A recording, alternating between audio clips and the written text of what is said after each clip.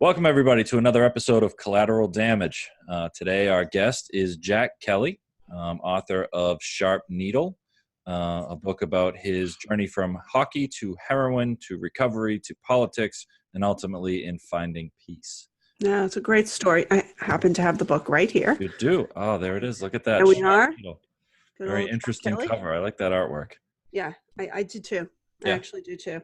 Yeah, he's a pretty special guy. Very Yeah. intelligent. Well, you've known him for you know him a little bit, right? I do. Your friend? Yeah, Okay. I've gotten to know him for a little bit. We keep trying to figure out how we can do something together, how to work Mm-hmm. together in some way. Mm-hmm. So I was really happy to be able to have him come on and tell his story. Yeah, no, I'm very excited to hear what he has to say. He's got quite a journey. I've been kind of taking a peek at his website here. I can't wait to hear him tell me about what led up to the book and about his recovery process and everything. So Yes. excellent. All right. Well, Let's without do it further then. ado, let's do it. Jack Kelly. So Jack, thank you very much for joining us today. I really appreciate you taking the time. My pleasure. Yeah, no, I know. In reading up a little bit about your situation, I noticed that you put that you are a person in recovery yourself. That your experience goes back into high school age, right? Yeah, my addiction began with sort of like the media narrative with the opiate pain meds athlete. Like injury based. Yeah. Yep. So I was a hockey player and I injured my shoulder. And that required rotator cuff surgery, and I was given a prescription of opiate pain med. It was Percocet, but it was a lot of them, and I got addicted to them. And that was right when OxyContin actually was released. So that was a long time ago. So it was like 1996. I remember this. So, I was also experiencing that right around the same time. That's right. Yeah. Yeah, so I got hooked on them, and then I progressed to buying OxyContin on the street, and then sniffing heroin, and eventually shooting it. Man, and now when were you? Did you stop in high school? No, something happened, but okay. So did you end up stopping in high school, or did you this carry on into your adult years too? Right? Carried on. So that began like when I was 16 or so, and I got sober at 22, and I got sober at this place called the Boston Rescue Mission, and I was there for about 9 months, and I've been sober ever since, and I'm 38 now. So wow, congratulations! Do the math. Yeah, you've been putting in a lot of work since then too, right? I have. Yeah. I have. Like a lot of people. Yeah, well, I mean that's Maureen and I were just talking about this earlier. All the work that people put in once they get well, and they become an advocate for others, they become examples for others. Again, my understanding is that you've tried to advocate, you've authored a book, you've got a lot of opinions and feelings about the way things should be in this field. Some of which are around mental health and recovery. Correct? That's correct. Yeah, being someone who's in long-term recovery, I think, especially with the whole opiate epidemic, there's a lot of talk about the acute phase of addiction, which is necessary, especially with the overdoses and with a drug like heroin and now fentanyl, how quickly someone can die when they have a relapse. So I certainly understand that from a public health standpoint, but there isn't a lot of focus after, let's say, the 2-year and beyond part where people, they sort of incorporate themselves back into life, and things happen to a lot of people, and you see, statistically speaking, this is backed up, but also just my own anecdotal experience, that after a while, people, the coping skills, they kind of run into a wall, and nobody is really highlighting that they may need additional help, that the reason they were doing substances in the first place is probably some dual diagnosis somewhere along the line there. Well, it's a good point. I mean, you're talking about a lifestyle that when you come back from it, it's like you're coming back from war, relatively speaking. You're coming back from this battle where trauma has been done, more trauma, compound trauma. And we are lacking in certain life skills and have done a lot of damage to ourselves. That you're right. I mean, I guess all the focus is on that beginning stage of getting people off of them, getting them to stop proverbially punching themselves in the face repeatedly. Is to actually stop the damage that's being done, and then now what? Right, almost like bringing someone back from war. Now what? I mean, it's actually in my book. I actually use that example when I was at this place called New Hope which is in Weymouth, Massachusetts, which is a decommissioned Air Force base. And when I was walking around there, that's exactly how I felt, like I was returning from war. Yeah. And the services were lacking? You know, I mean, I guess they were adequate. You know, I think at that point it was under the model of alcohol addiction and, you know, other things, but the sort of 28-day model. This is when the opiate epidemic was really at the beginning stages. And I'm not really sure the system was equipped to deal with a lot of younger people who were hooked on such a powerful drug. And, you know, when I was there was probably 80% were under the age of 25. Wow. Yeah. So I think there's a lot of a difference between someone who enters treatment older and someone who is entering treatment at such a young age, just because it's, you know, there's no life skills at all. And you sort of, at one moment you were like a teenager, and now the next minute you're like a stone cold junkie or whatever, you know, whatever word people want to go, but that's how you feel, you know, like, and you're sort of like, wow, what happened to me, you know? And I know that that's a word we don't use anymore and we shouldn't, but sometimes like that's something you need to feel. And even as you stay in recovery a long time, you can kind of, those feelings can creep up, those self-esteem, inadequacy issues. And you sort of wonder, am I always going to be, is there something inherently wrong with me that made me do that, even after a long time in recovery? Yeah. Well, I mean, if you never actually develop as a teenager and it's, you know, you develop into addiction, what else do you know? Right. I mean, the whole idea of launching in adolescence is to launch into whatever it is you're going to be, you know, whatever career, whatever education, whatever kind of person you're going to be. And then you don't have a chance to do so. And you just launch into addiction. Yeah. Very true. No other skill sets to speak of. Yeah. So what brought you to write the book, Jack? I'm curious. What made you, like, because you've been in recovery now for a long time. And so what was that, what inspired you to write about it? Well, so I've always been a writer, and I think that anybody that writes a book can probably, like you just sort of have it in you and you want to write. And I always been writing ever since I got sober. I did it before I got hooked on drugs. And you're always trying to figure out, like, how do I get into this world of writing, right? And I had this particular story that was appealing to a lot of people. Not that I'm any different or unique. A lot of people have the same story, but I think because when I entered recovery, I took a different path than a lot of people getting into politics. And when I ran for office, I was very open about my addiction. So it was almost a natural way to, everywhere I would go, I'd get asked to speak and tell my story and so on and so forth. And it had been suggested to me that I put it into a book form. And I had tried to do it a couple times, but it wasn't right. I felt like it was very ego driven, and it wasn't until I had some setbacks in recovery on an emotional standpoint, and was in Nepal going to Mount Everest base camp over a year ago, and that's when it kind of just crystallized for me. And I got home and see you later. I just put it pen to paper and made it happen. I shouldn't say pen to paper. I put fingers to keyboard and made it happen. Yeah, I was gonna say, wow, you went old school, huh? Yeah. That's how they used to be written. I just couldn't do that, man.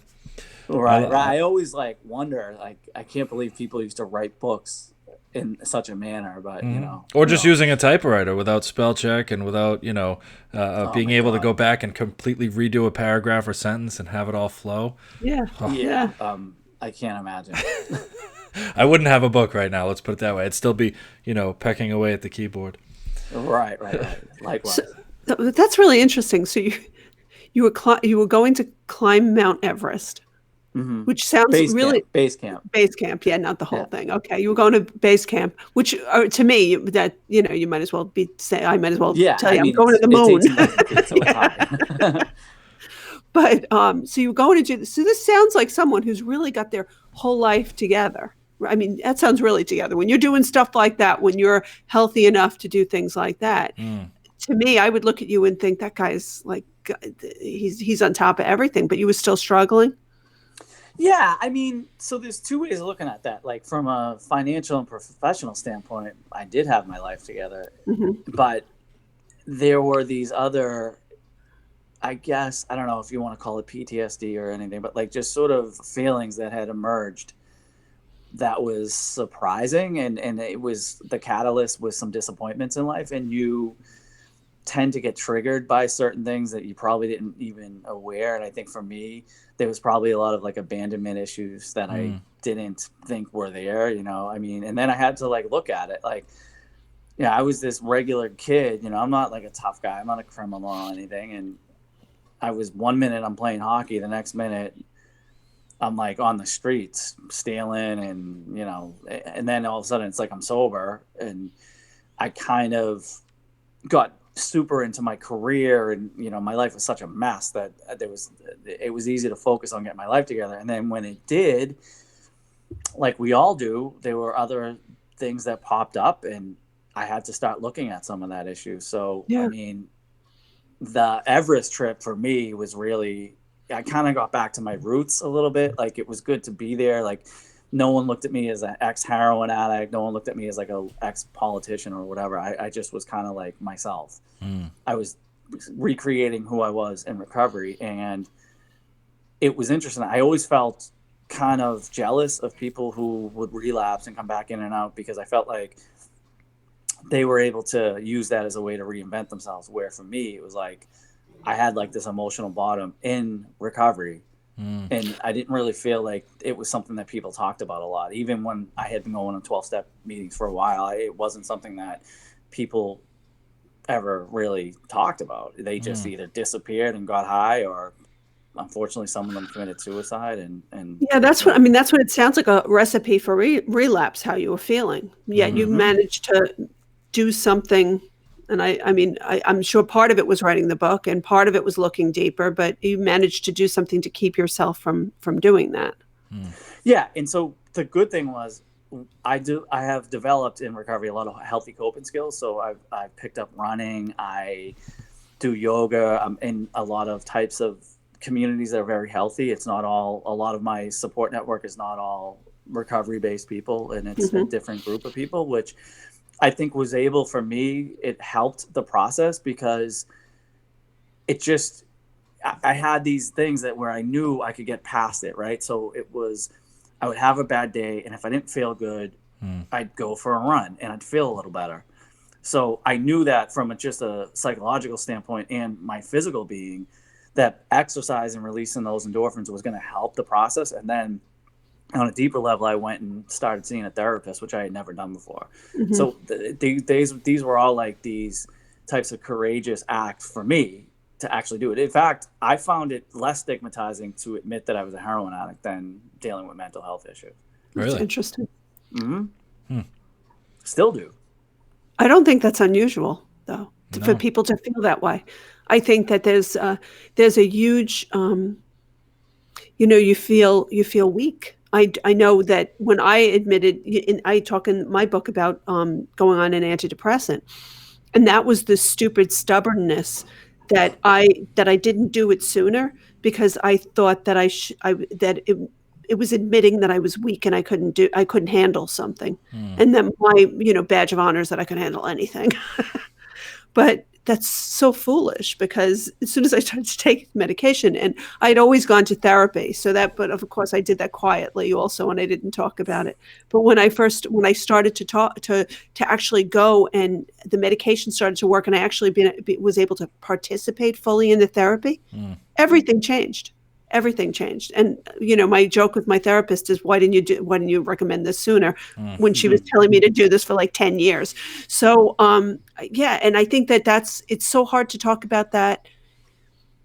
The judgment is still there. So, but it's so important to talk about it, because when you start talking about it, then other people feel like, you know what, maybe I can go, and maybe I can get a little help, and I can start opening up, or maybe I should look into some kind of medication. So I think it's awesome that you're speaking about this. Yeah, it's funny when the thing that propelled me to not be quiet about my addiction when I was running for office is the same thing now that's compelling me when I speak about addiction, because of the whole book thing, and I'm asked to speak at different places. I emphasize how challenging life can be with this demon inside of you. And I'm very well aware that all the success I've had and the long-term recovery that I had doesn't guarantee me that I'm immune to anything. And I've been around long enough to know that. And so and I was just like you, Maureen, like I fought it, I'm like Mr. Recovery and I turned my life around and I don't need anything. And it's just total nonsense. I mean, and I like what, and it comes back to like that ego thing. Like, what am I trying to prove to people? Like, I want to feel good. I don't want to die. And so what's recovery? Recovery is taking care of yourself. And so I speak a lot about that. And that's not even something that people in recovery need to adhere to. It's also just people that don't have this, that deal with mental health issues. And, I no longer care. So I talk about it all the time. Yeah. Because if you need help, go get it. And there's no shame, there's no stigma. It's like, I always kind of come back to this thing. Like, I know I'm doing good when I kind of don't give an F what people think. Yeah. And then I'm like, oh, wow, my recovery is good today. Yeah, there's no medal or award for toughing it out with this stuff, No. Well, I mean, when you think about recovery is about getting back to zero, right? Like when I was out there and I was active, it was, I was living kind of a less than zero life. I was hustling, I was causing damage, I was actually creating problems. And, the recovery process that exists, the one that I participated in, it brought me back to zero. It didn't fix all my problems. It didn't make me better at living life. It just got me to zero. It got me away from doing that damage.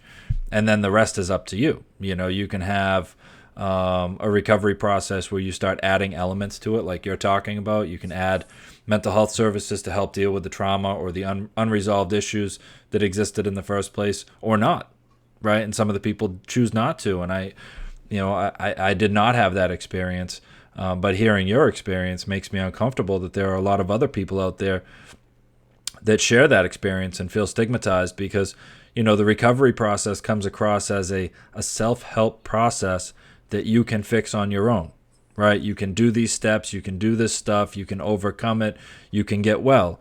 Whereas mental health is different. You need other people's help. You need to be open to suggestion. You may need a medication. Like, it comes across a little different. I feel like the recovery empowers you, but the mental health maybe feels different, right? I mean, the recovery process for that. Yeah, I mean, like part of it, I think, have contributed to a system that enforces this kind of mythical hero in recovery and like recovery all-star type of thing, like where, people like myself are asked to speak to provide hope or whatever, which is awesome. But I think it creates an unrealistic expectation of like the humanity. Like, in other words, like I'm held to such a standard because, someone asked me to speak or I've been open about this. And there are times where I'm kind of like, it's funny. You asked me why I wrote the book. It's so interesting. I wrote the book to put a lot of this publicly behind me.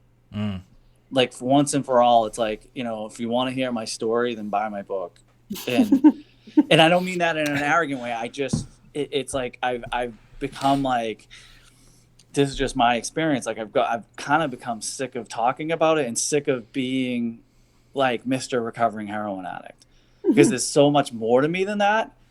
And so, like, the whole thing about writing the book was almost kind of like, for me, internally putting closure on it, in the sense that here's my full story, here's the details, and that's it. Now it doesn't have to be totally my persona anymore. And, ironically, of course, like the book does well, that means I have to speak more about it. But I think you understand what I'm talking about. Like, it was just, for me, very personal. I had to like kind of get this out. And it's cathartic. It's cathartic to put all that on paper, and it's easier to say, if you want to hear the story, I wrote it down, than to keep telling the story over and over again, have it identify you. But ironically, like you said, then you write a good book and everybody's like, oh, you're the guy that wrote the book. I kind of feel too like it dispels any kind of idea or a suggestion that I may be ashamed of anything too, because I'm not. And there's nothing to be ashamed of. And here I even wrote it down for you. So I'm not hiding anything. There's no shame here. This is what happened. This is my story. And I think that you should read it, because it's and I think that people should read your book too. It's like it's the truth, and it's what happens. And it still is. Here you are sitting here, and I lived through a lifetime of when I was younger of drug use. Watching my daughter, she's just doing amazing, and it doesn't have to always be that way. And there's No. there's nothing to be ashamed of. And I think that until that we both mental health and substance use, until we get past that shame part, our own shame, not anybody else's stigma that they're putting on us, but talk about not being shamed ourselves. And when you get to that point where you say you don't give an F, then you know what I mean? I think you were right. I think that is when you're really doing well. True story. I like Absolutely. that. Yeah, use it. So Jack, if there was one thing you could do, Jack, to like one point you'd make or one thing you would do to make things better, what would it be? Very loaded question. We wouldn't have enough time to answer every detail of what I think we should do. Yeah. However, as it relates to what we're talking about, just find your tribe and just be you and be vulnerable and be powerful, be everything that you are, and don't be afraid of it. Don't be afraid of like the warts. Don't be afraid of the greatness. Don't be afraid of just who you are and own it all. You don't need to be false humility or get so down on yourself where you just can't get rid of this stuff. Like if you need help, you go get help. If you want to talk to a friend, go talk to a friend. If you are someone that is concerned that your recovery might not be going in a certain way, then that's okay. That's okay. We're not perfect, and we don't need to be. So, right. So having more, just being more tolerant, as for us, being more tolerant of people and how they're trying to get well, and I like what you said. Be more tolerant to yourself. True. I know, right? We're always our worst critics. Yeah. Always. Yeah. Always. Yeah. Absolutely. So that would be my message. And kids, don't do drugs. I think that's a good. Just say no. Yeah. Just say no. Excellent. Anything? And what was the name of your book again? I mean, you may want to just Needle. Hold on a second. Papa. There it is. You. Yes. And we'll have some information up about that as well. I want to make sure people can get access to that. So we'll have some links up for people to click on when we put this up on Facebook and when we put this up on YouTube. So. Perfect. You're speaking a lot too. I've been noticing you here, there, and everywhere. Anywhere coming up anytime in the next month or so? No, actually. It was a busy month, but as you know, it kind of sometimes. I mean, I could get a call today, right? So it's as of now, no. But the coolest thing I did recently, I spoke at the Pittsfield prison. That was amazing. Oh yeah. That sounds great. Absolutely amazing. I mean, that's one of those moments where, Maureen, like you drive around and you're doing all this stuff, but I had one of those moments which made me realize like, this is my calling to help people. I had such an effect on them. It was just incredible. And the energy, and I was flying when I left there, and that was cool. That's amazing. That's an awesome feeling, isn't it? Yeah. Oh, it's great. Great. Yeah, we were just talking about that, Mike and I, and our last guest. We were just talking about that feeling of knowing when you're doing the right thing. Mm-hmm. Yeah, and just connecting with people, and when I see people in prison, it's just people that like through a variety of different reasons, genetic, environment, whatever circumstance, went left when other people went right, and they're in there. I mean, it's or got caught when others didn't. It's just 90% of people in prison are just shit happened to them. Right. Yep, that's true. Well, thank you so much for being on today. I really appreciate it. Absolutely, it's my pleasure. It's always, I have to see you. We have to like tune into a podcast to actually see you, but this is we have to get together more. Yeah. It was good Likewise. I appreciate you. Very nice to meet you, Jack. Absolutely, thank you, everybody, and keep up the good work. Well, that was fantastic. It was really I really enjoyed listening to Jack explain his book, his journey. How he was able to kind of reinvent himself using this journey. I thought it was interesting how he was talking in the beginning. About being, seeing these people who got to kind of keep relapsing, and each time they got to reinvent themselves, and that he was struggling with this this emotional battle, almost like the prelapse experience out here. And he was able to use the book and all of these other things to help him reinvent himself in recovery, which I thought that was great. That was amazing. Yeah. I love how he talks about having an emotional rock bottom in recovery. So, But yeah. because I think people think, well, now you're all better, you know, and go about your life. Excuse me.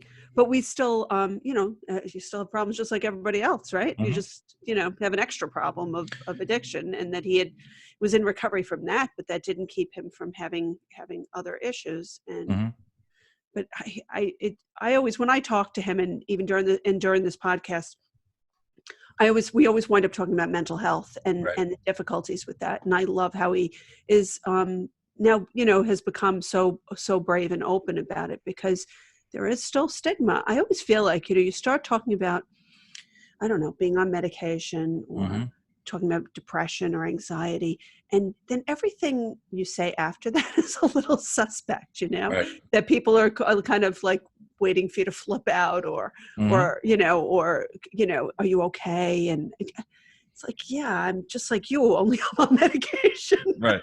Perfectly normal human being. I just needed a little adjustment. Thank you. Exactly. So, so I really enjoyed that part of the conversation. Well, that's a huge stigma around mental health. I mean, I just recently attended a local conference, Tri-Town Council here in my area, and they were really focused on the fact that there is such a stigma around it, and it was, to Jack's point, it was almost he was more uncomfortable saying I have mental health issues than he was to say I'm a heroin addict. That stigma was more significant, and possibly even in the recovery community. I mean, there's a lot of people who maybe don't understand the fact that both can be happening. Right. And that just because one is addressed, the other one doesn't go away. Like if you address the mental health side of things, the substance abuse issues don't necessarily go away, and vice versa. You get rid of the substances and you get sober, all of a sudden you expose other possibly untreated mental health conditions that may need something, medication, therapy, some sort of adjustment. So it was good to hear him say that. Yeah, I think so too. I enjoyed that conversation. Yeah. So that trip to Everest, I mean, I went to Mount Pemigewasset up in New Hampshire, which is like a 1 mile mountain, and I was gassed. I think I took like 5 breaks. My kids were laughing at me. I got to the top and felt like I climbed Mount Everest, but I know, and he talks about it like it's nothing, like he went down to the corner store. Yeah, I was just up at base camp, and we were just hanging out. It's pretty crazy. Oh, jeez. But this is a huge story. I mean, we're seeing it more now. I think people are talking about it more now. People writing books like this more now. Talking about overcoming addiction, and not just not using anymore, but not using and making something different. Making a difference with their life, with their story, giving back, or just doing something awesome with themselves, which I think is those are the stories that inspire people to get well. Absolutely. And going back to maybe the things that, what your life would have been without drugs, because his injury is the thing that got his sports injury was the thing that precipitated his addiction. And so who knows? I mean, he may have been doing all of those things had drugs not come into play. And I think that's true for a lot of people. There's a lot of things people would have been doing if not for this, years of a gap. And to be able to go back to that, there's no reason, not to. Yeah, it's so there's a podcast, Under the Skin. Russell Brand, I think, is his name, and I was listening to one of his podcasts, and he was talking about recovery and what it actually means, his definition. And it was something to the effect of, recovery is about recovering the life you should have had before you became addicted. Not just recovering from the substance abuse, but recovering the life you should have had in whatever capacity that is. I like that. And I thought that was pretty good too, because it completely separated the word recovery from the substances in my mind. It wasn't, recovering from the drugs. It was recovering from the damage to my life. Right. I mean, the drug, that's the medical side of things. Like I'm recovering. Okay, I've stopped using. I'm at a hospital, I'm getting some rest, I'm eating food again, I'm taking care of my body, I'm starting to feel better. That's the physical recovery from the substance. Then there's maybe the emotional recovery from whatever trauma happened, but then there's the recovery of your life. What's next? Like when we were talking with Jack, it was like, what, will you come out of treatment? Now what? Right. Okay, so you got to zero. Now what? Now what are you going to build here? What are you going to do from this point forward? And, hearing about people like Jack and other guests that we've had on the show, and, your daughter, myself, people that I know in recovery who are, building on top of that and basically recovering the life they should have had, or the life they could have had, or the life they're supposed to have, however you want to look at it. But yeah, absolutely. Yeah, I like that. I get a tattoo like that. New Brush tattoo your forehead. ideas. Yes, new tattoo ideas. Yeah, that's awesome. Oh God. All So right. now, we're going to put up some information about Jack's book. So Sharp Needle, we're going to have some information about his website up in this podcast, and I believe that he's got he's got a couple speaking engagements coming up. I'm not quite sure where they are in relation to this podcast that when you hear it, but definitely look at the website. I know he has appearances listed in there that he may keep updated. So. All right, I'd like to thank all of our listeners for joining us today on this episode of Collateral Damage. As always, if you'd like to find out all the different ways that you can listen to our podcast, you can visit our website, which is www.cdpodcast.com. There are many different ways to listen and subscribe, and we encourage you to choose the one that's most appropriate for you.